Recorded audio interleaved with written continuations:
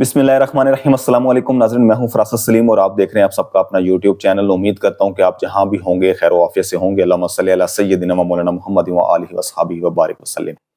ناظرین، میرے ساتھ موجود ہیں انٹرنیشنل ٹاپک پر بات کرنے کے لیے حافظ اختر حسین صاحب، اور آج ہم بات کریں گے کہ بلا آخر 2 روز پہلے 15 مہینے سے جو جنگ جاری تھی فلسطین کے اوپر، اسرائیلیوں کا حملہ تھا، اسرائیلی جو ہیں وہ بڑے برے طریقے سے جنہوں نے تقریباً کوئی 85,000 ٹن کے قریب جو ہے وہ بارود برسایا، اور فلسطین میں 48,000 سے زائد جو ہیں وہ شہادتیں ہوئیں، اور 1 لاکھ سے زائد لوگ جو ہیں فلسطینی عوام مسلمان وہ زخمی ہوئے۔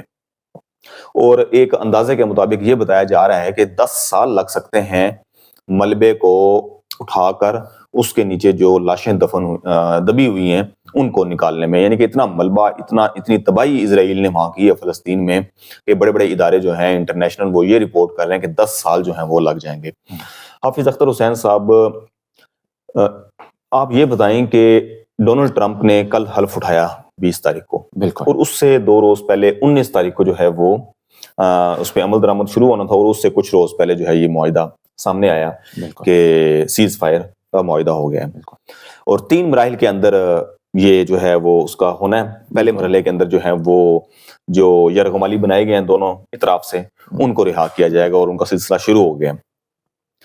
تو یہ بتائیں کہ پہلے تو یہ ایک بڑی اچھی بات ہے، یہ کریڈٹ آپ کس کو دیں گے؟ آیا ڈونلڈ ٹرمپ کو یا جو بائیڈن جو ہے یہ اس کو آپ کریڈٹ دیتے ہیں؟ شکریہ فراست۔ پہلی بات تو یہ ہے کہ کریڈٹ کا جہاں تک سوال ہے، کیونکہ یہ خالص پاور پالیٹکس ہے، ہارڈ پالیٹکس جس کو آپ کہہ سکتے ہیں، تو کریڈٹ جاتا ہے ڈونلڈ ٹرمپ کو۔ بائیڈن نے تو آپ نے کتنے 85,000 ٹن بارود برسایا وہاں، بالکل، یہ اس کو کمپیئر کرتے سیکنڈ ورلڈ وار میں، جس طرح وہاں پہ تباہی پھیلی، آج اس کو اسی طرح سے اس سے ایکویٹ کر رہے ہیں۔ لیکن آپ کے سوال کا جواب دینے سے پہلے تھوڑا سا ماضی میں جاتے ہیں، کیونکہ ہم ہر چیز کو انالائز کرنے کی کوشش کرتے ہیں، ہمارے پاس جو معلومات ہوتی ہے اس کو ہم چیک کرتے، کاؤنٹر چیک کرتے ہیں، جو ہماری اپنی انٹلیکٹ کے حساب سے جو ہماری جو بساط ہے اسی حساب سے، تو تھوڑا سا ریوزٹ کرتے ہیں پاسٹ کو۔ یہ اپنے ویورز کو ہم نے یہ ضرور بتانا ہے کہ حادثہ ایک دم نہیں ہوتا ہے، اس کے پیچھے ایک بہت بڑی آپ سمجھ ایک بڑا پروسیس ہوتا ہے، جسے لاوا کے بارے میں کہتے ہیں۔ لاوا جو ہے ایک دن میں جو بڑے بڑے آتش فشان جو جس کا پہاڑ کہتے ہیں وہ اچانک نہیں پھٹ پڑتے ہیں، بلکہ ایک بڑا پروسیس ہوتا ہے۔ بالکل اسی طرح یہ جو غزہ میں جو کچھ ہوا، اس کی تاریخ تھوڑی سی یہ ہے کہ جو 7 اکتوبر 2023 کو جو حملہ ہوا، یعنی 15 منتھس کا، تو یہ کنفرم ہے، یہ امریکی میڈیا میں بھی اسرائیلی میڈیا میں بھی یہ خبر آج بھی موجود ہے کہ اسرائیل کو پتا تھا کہ یہ ہونے والا ہے، اور اس نے جان بوجھ کے کرنے دیا ہے۔ اچھا، بالکل، یہ ریکارڈ کی بات بتا رہا ہوں آپ کو۔ اور دوسرا یہ صرف انہوں نے پھر اس کا مطلب بہانہ تلاش کیا کہ حماس نے کیا اٹیک، تو اب ہم اسے ایگزیکٹلی یہ ٹریپ ہو گیا، میں اس کو یوں لے رہے کہ حماس ٹریپ ہو گئی۔ ٹھیک ہے۔ دوسری بات یہ ہے کہ یہی حماس کو کس نے بنایا؟ ہم پاور پالیٹکس کی بات کرتے ہیں تو حماس کو بھی اسرائیل نے بنایا تھا۔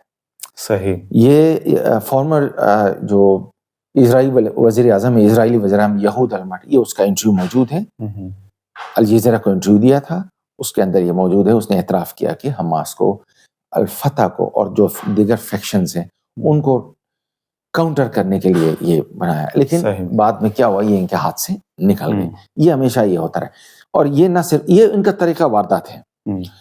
آپ پیچھے چلے جائیں فرسٹ ورلڈ وار سے پہلے، جو خاص طور پہ یہ جو اخوان کی تحریکیں ہیں، صحیح، جس کو آپ مسلم برادرہوڈ کہتے ہیں، جس کے آف شوٹ جو ہے وہ آپ پاکستان میں جماعت اسلامی کو کہہ سکتے ہیں، مصر کے اندر اخوان المسلمین، جو وہاں سے اس کی ابتدا ہوئی تھی، یعنی فرسٹ ورلڈ وار کے بعد۔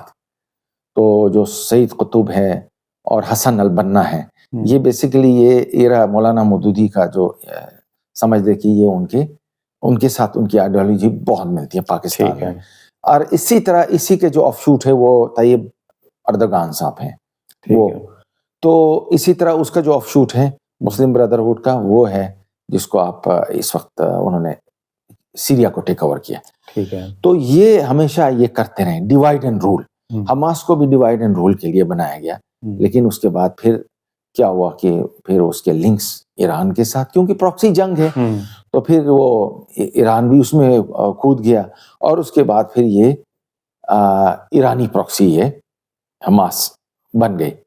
لیکن حیرت کی بات یہ ہے کہ حماس کو جو 99% فنڈنگ ہوتی ہے وہ قطر سے ہوتی ہے. حیرت کی بات ہے. اور قطر میں مڈل ایسٹ کا جو سب سے بڑا ملٹری ایئر بیس ہے وہ قطر میں ہے, امریکہ کا. تو یہ عجیب و غریب پولیٹکس ہے جس کو اگر ہم کھولیں تو پھر اس میں سے پھر بہت کچھ نکلتا ہے. تو یہ نہیں ہے کہ بس 7 اکتوبر کو ہوا اور اس کے بعد ایک آپریشن ہوا, نہیں, اس کے پیچھے بڑی تاریخ ہے. اسی طرح اگر ہم سب کانٹیننٹ کی بات کریں تو سب کانٹیننٹ میں آپ نے دیکھا ہے کہ یہاں پہ ایک تحریک شروع ہوئی تھی سعید احمد بریلوی اور اس کے جو ساتھیوں نے شروع کی سکھوں کے خلاف 1848 میں. صحیح. 1840s کے بعد سکھوں کے خلاف. اب یہ سوال بڑا امپورٹنٹ ہے کہ سکھ تو سن آف دا سوئل تھے, انگریزوں کے خلاف انہوں نے تحریک نہیں چلائی, وہ سکھوں کے خلاف یعنی یہ ڈائلماز میں آپ کو بتا رہا ہوں کہ یہ جو استعماری طاقتیں ہوتی ہے وہ ایسے عناصر کو وہ استعمال کرتی ہے. اس کے بعد پھر یہ جس کو ہم نے ذکر کیا سعید احمد بریلوی, یہ اور اس کے ساتھی پھر یہ بالاکوٹ میں سکھوں نے اور پٹھانوں نے پھر ان کو مل کے مارا ان کو. تو یہ ہماری تاریخ ہے. تو کہنے کا مقصد یہ کہ سب سے زیادہ جس نے رول پلے کیا ہے اس کو ایگزیکیوٹ کرنے میں اس سیز فائر کو, اس کا کریڈٹ جاتا ہے ڈونلڈ ٹرمپ کو جاتا ہے. بالکل. اور اس میں جو ہے معاہدے کا اعلان جو کیا وہ کیا قطر کے وزیر. بالکل انہوں نے فیسیلیٹیٹ کیا. اب مجھے دوسرا سوال آپ سے یہ کرنا ہے کہ یہ 3 مراحل ہیں, فلسطینی وہ رہا کریں گے, وہ بھی ہو گئے, پھر اس کے بعد دوسرا مرحلہ جو ہے وہ اسرائیلی جو اغوا کیے ہوئے انہوں نے ان کو وہ رہا کریں گے, اور کچھ آج ویڈیوز جاری بھی ہوئی ہیں بالکل کہ حماس نے انہیں ایک گڈ جیسچرز کے طور پہ جو ہے انہیں گفٹ بھی دیا ہے, جو اسرائیلی خواتین ہیں جن کو انہوں نے ریلیز کیا, ہاں جی, ان کو انہوں نے گفٹ بھی دیا, ایک اچھا جیسچر جو ہے وہ دیا بالکل, اور دوسری طرف سے وہ بھی رہا کر رہے ہیں بالکل. تیسرا مرحلہ جو ہے وہ یہ ہے کہ تعمیر نو کا. بالکل. ایک تو یہ بتائیں اس سے پہلے کہ آپ اسے مستقل جنگ بندی سمجھتے ہیں کہ یہ جو ہے مستقل جنگ بندی ہو سکتی ہے, کیونکہ نیتن یاہو کی جو ہے یہ ایک قسم کی ہار نہیں ہوگی. بالکل نہیں, یہ مستقل جنگ بندی نہیں ہے. دوسری بات یہ ہے نہیں ہو سکتی ہے.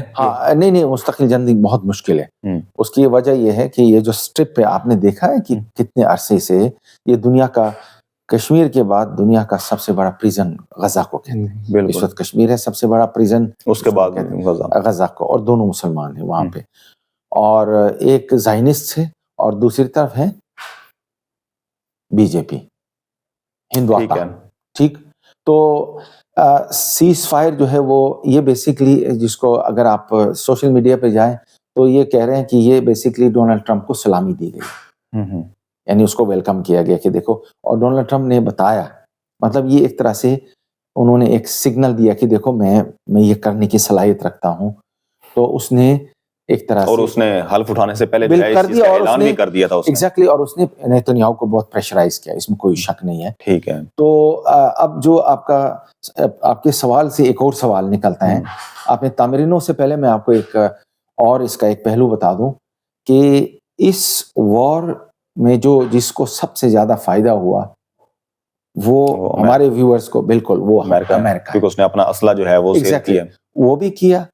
دوسرا یہ ہے کہ اس نے اس وار سے کئی شکار کیے. اب ان کا موڈس آپرینڈائی دیکھیں, اس کو بنیاد بنا کے انہوں نے حزب اللہ کی پوری قیادت کو ختم کیا, انہائلیٹ کر دیا. اس کو بنیاد بنا کے انہوں نے شام میں ریجیم چینج کروا دیا. بالکل ٹھیک ہے نا, یعنی غزہ تو بہانہ تھا, لیکن اس کے بعد آپ ان کا انداز سیریا میں اس نے جو ہے Exactly. تبدیل کروا دی. سیریا میں القاعدہ کے ذریعے چینج کر, اب وہ جس کے اوپر $10 کروڑ جرمانہ انہوں نے کیا ہوا تھا اور امریکہ کی کسٹڈی میں تھا وہ. ایگزیکٹلی, پھر اس کو رہا کروا کے اچانک پھر وہ نکلا. اب اس شخص کو پینٹ کوٹ پہنا کے اب وہ یورپی ڈیلیگیشنز کو ریسیو کر رہے ہیں, اور امریکہ نے کہا کہ نہیں ہم وہ باؤنٹی ختم کر رہے ہیں. جو دنیا کی بدترین سینکشنز انہوں نے لگا دیے تھے وہ انہوں نے کہا کہ وہ ہم آہستہ آہستہ ہم کر لیں گے. اور اس کا ایک آخری پہلو وہ یہ ہے کہ جیسے ہی رجیم چینج ہوا, اسرائیل نے, ظاہر امریکہ اس میں انوالو تھا, شام کی جو ایئر ڈیفنس سسٹم ہے وہ اصل میں اس کو ایران کے ساتھ انٹیگریٹ کیا گیا تھا, اور وہ ایران پہ حملہ نہیں کر سکتے اتنی آسانی سے. سب سے پہلے امریکیوں اور اسرائیل نے کیا کام کیا کہ وہ جو ڈیفنس سسٹم تھا وہ سب ختم کر دیا, ختم بالکل, یعنی کہ کئی ہزار ٹن جو ہے ان کے اسلحہ پتہ نہیں کہاں کا وہ سارے ختم کر کے. اب جو اگلا شکار ہے, آپ طریقہ واردات دیکھیے. غزہ سے شروعات کی, حزب اللہ کو انہوں نے کریش کر دیا, یعنی ان کی قیادت کو. اس کے بعد شام میں رجیم چینج کروا دیا, ایئر ڈیفنس سسٹم ختم کر دیا. اب ایران پہ حملہ کرنے کے لیے ان کا راستہ صاف ہو گیا ہے. تو سب سے بڑا بینیفیشری امریکہ. اب آپ نے سوال کیا کہ تعمیر نو تو بہت ٹائم لگے گا, بہت زیادہ. تیسرے مرحلے پہ, اور پچھلے پروگرام میں ہم نے کہا تھا کہ جو لینسٹ ہے, برطانوی ایک ادارہ ہے, اس نے کہا تھا کہ کیجویلٹیز تو 2 لاکھ سے اوپر ہے, پہلے 1.5 لاکھ کی فگر, یہ جون, پچھلے سال جون کی بات ہے. اب جو تازہ خبر ہے کہ یہ کیجویلٹیز جو ہے وہ 3.5 لاکھ سے اوپر ہے, کیونکہ ابھی آپ نے خود ذکر کیا کہ ملبے کے نیچے سے زیادہ جو ہے وہ ہیں جو رجسٹرڈ ہو گئے ہیں, جن کے جنازے پڑے گئے یا جن کو جو ہے دفنایا خود گیا. لیکن جو ملبے کے تلے ہیں اس کی جو جس طرح تباہی ہوئی ہے بالکل وہ بالکل ٹھیک کہہ رہے ہیں. آپ نے صحیح کہا کہ ملبے کے نیچے کسی کو نہیں پتا, اور 10 سال لگیں گے اس ملبے کو اٹھانے میں, 10 سال لگیں گے. تو تعمیر نو بہت بڑا چیلنج ہے, بہت بڑا چیلنج ہے, اس لیے کہ اب انہوں نے ایک طرح سے نسل کشی میں اب کتنی جو ہے وہ تباہی مچ گئی. تو ایک طرح سے اسرائیل نے, مطلب اسرائیل کا فلسطینیوں کی آبادی کو کم کرنا, نسل کشی کا مطلب یہی ہوتا ہے کہ آپ کسی کی نسل کو ختم کرنا, یعنی جینوسائیڈ. بالکل. تو فلسطین سب سے زیادہ فلسطینیوں کا نقصان ہو. بالکل صحیح. چلیں جی, اللہ تعالیٰ سے دعا یہی ہے کہ یہ جو عارضی سیز فائر ہوا ہے یہ مستقل جو ہے اس کے اوپر جو ہے کوئی ایسا جو ہے وہ اس پہ ہو ممالک کے درمیان, امریکہ اپنا کردار ادا کر سکے. ڈونلڈ ٹرمپ جس طریقے سے کہہ رہا ہے کہ میں جنگ نہیں چاہتا, وہ امن جو ہے تو وہ ظاہری بات ہے غیر مسلم ہے, لیکن پھر بھی جو ہے وہ کچھ امن قائم کرنے کے لیے جو ہے وہ جو کردار اپنا بہتری کی طرف ادا کر سکتا ہے, اللہ تعالیٰ اسے ہدایت دے اور اس طرف جو ہے وہ معاملات جائیں کہ مستقل جنگ بندی ہو, تاکہ جو فلسطینی عوام ہے وہ سکھ کا سانس لے سکے اور اپنی زندگی جو ہے وہ آزادی کے ساتھ جی سکیں. مجھے اور حافظ اختر حسین صاحب کو اجازت دیجیے. اللہ حافظ.